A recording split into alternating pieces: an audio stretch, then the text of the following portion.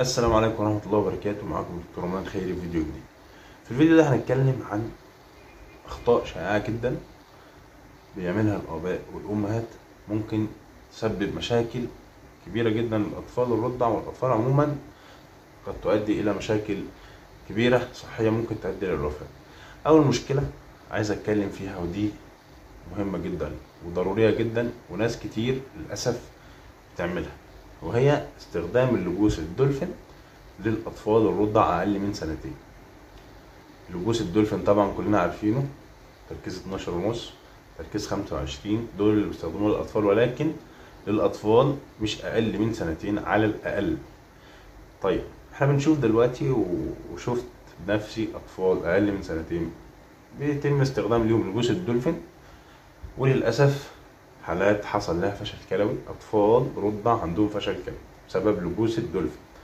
أنا مش بقول أي كلام، أنا جاي أنصحكم وجاي أعرفكم خطورة لبوس الدولفين والمشكلة اللي ممكن تحط طفلك فيها وتحط نفسك فيها وما تسامحش نفسك طول العمر بسبب الغلطة دي. لبوس الدولفين ممنوع استخدامه للأطفال أقل من سنتين، ده كلام يعني لا نقاش فيه. تاني حاجة برضه تتعلق بلبوس الدولفين للأطفال الأكبر من كده، مثلا أطفال أكبر من 4 سنين، وتلاقي إن الأب أو الأم بيديهم الدولفين وبيديهم بروفين في نفس الوقت، وده ممنوع برضه، لأن ده هيعمل لود أو حمل على كلية الطفل، وممكن يؤدي لنفس المشكلة اللي احنا اتكلمنا عنها والفشل الكلوي، وشوفنا برضه الحالات دي. الدولفين مع البروفين لبوس في نفس الوقت أو في نفس اليوم ممنوعين، في نفس أو يكونش بينهم توقيت قريب، يعني ممكن واحد الصبح وواحد بالليل مفيش مشكلة، إنما تاخدهم وبعد 4 ساعتين 3 تاخد البروفين أو الدولفين، ده ممنوع تماما. الصح هو البروفين شراب مع البرامول او الستال شراب، وبيبقى بالتبادل كل 4 ساعات من واحد، كل 4 ساعات من واحد، هو ده اسرع حاجه واحسن حاجه لتنزيل الحراره وكده. موضوع الدولفين وموضوع البروفين ده ممنوع تماما. طيب المشكله اللي انا برضو عايز الفت انتباهكم ليها، ودي منتشره بشكل غير طبيعي، وهو استخدام الكينوكوم للتسلخات للاطفال.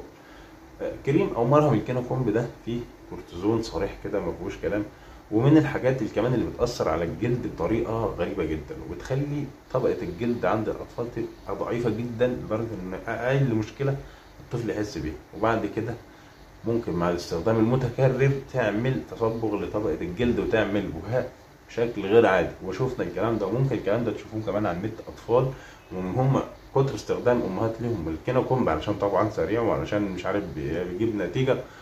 طبعا مش كل حاجه سريعه بتجيب نتيجه في حاجه كويسه. بهاء للطفل في المكان ده سواء بنت بقى او ولد هتبقى مشكله كبيره طبعا.